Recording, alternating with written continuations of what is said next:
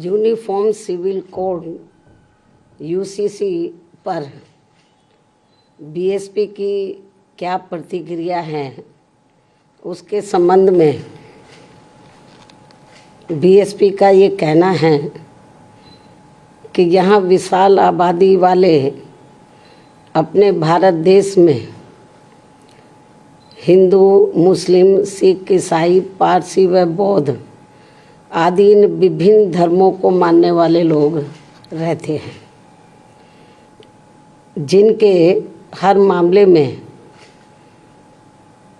रहन सहन व जीवन शैली आदि के अपने अलग अलग से तौर तरीके, नियम एवं रस्म रिवाजें हैं, जिसे नज़रअंदाज नहीं किया जा सकता है। लेकिन वहीं दूसरी तरफ ये बात भी काफ़ी हद तक सोचने वाली है कि यदि यहाँ सभी धर्मों के मानने वाले लोगों पर हर मामले में एक समान कानून लागू होता है तो उससे देश कमज़ोर नहीं बल्कि मजबूती होगा। साथ ही लोगों में आपसी सांप्रदायिक सद्भाव व भाईचारा आदि भी पैदा होगा। ये बात भी कई हद तक सही है, जिसे खास ध्यान में रखकर ही भारतीय संविधान की धारा 44 में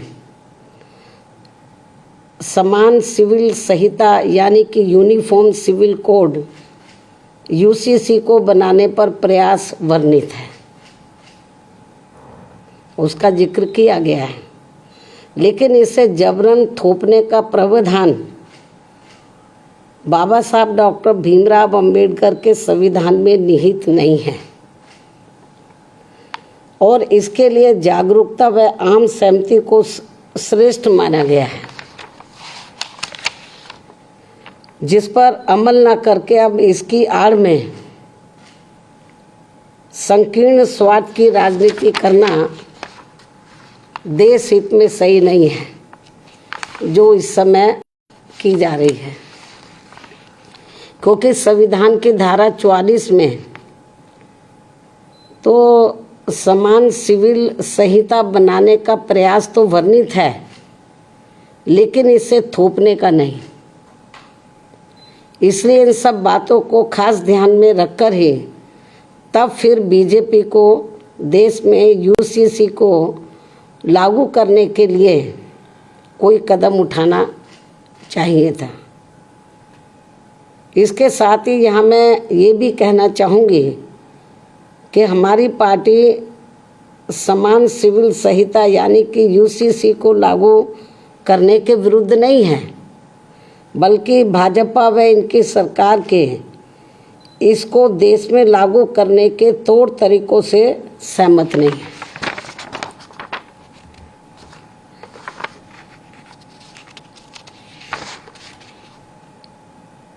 जिसमें सर्वधर्म हिताय व सर्वधर्म सुखाय की नहीं, बल्कि इसकी आड़ में इनकी संकीर्ण स्वार्थ की राजनीति ज़्यादा देखने को मिल रही है, जो उचित नहीं है।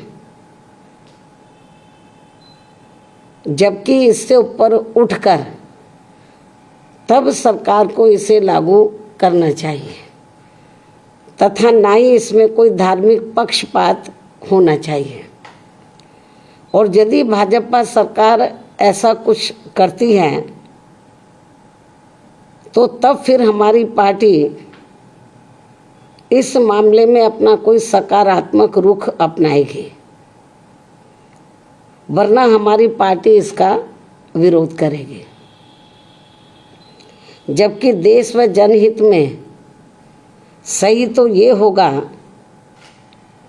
कि इस समय सरकार को अति महंगाई, गरीबी, बेरोजगारी तथा शिक्षा, स्वास्थ्य, सुख, शांति, समृद्धि जैसी बुनियादी ज़रूरतों के अभाव से त्रस्त व पीड़ित करोड़ों मेहनतकश व मजलूम देशवासियों के दुख दर्द पर से ध्यान बांटने में समय, संसाधन व ऊर्जा बर्बाद करने की बजाय उनसे मुक्ति पाने पर ध्यान देना चाहिए।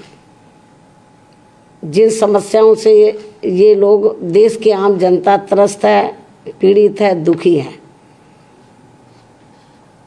लेकिन इस ओर ध्यान नहीं जा रहा है।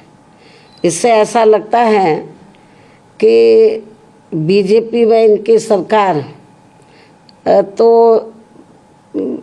अपनी इन सब कमियों पर से देश की जनता का ध्यान बांटने के लिए, तो ये आम चर्चा है कि अब ये लोग समान कानून बनाने की बात कर रहे हैं कि वो सब पर लागू हो। ये लोग जो है ये बात कर रहे हैं कि यूनिफॉर्म सिविल कोड लाया जाए और सभी धर्मों पर एक जैसा वो लागू हो।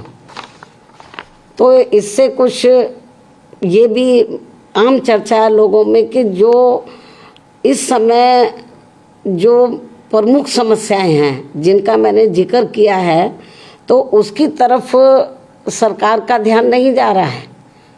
इससे लोगों में ये आम चर्चा है कि अपनी इन कमियों पर जनता का ध्यान डाइवर्ट करने के लिए, बांटने के लिए ये लोग यूनिफॉर्म सिविल कोड की बात कर रहे हैं कि इसको लाया जाएगा।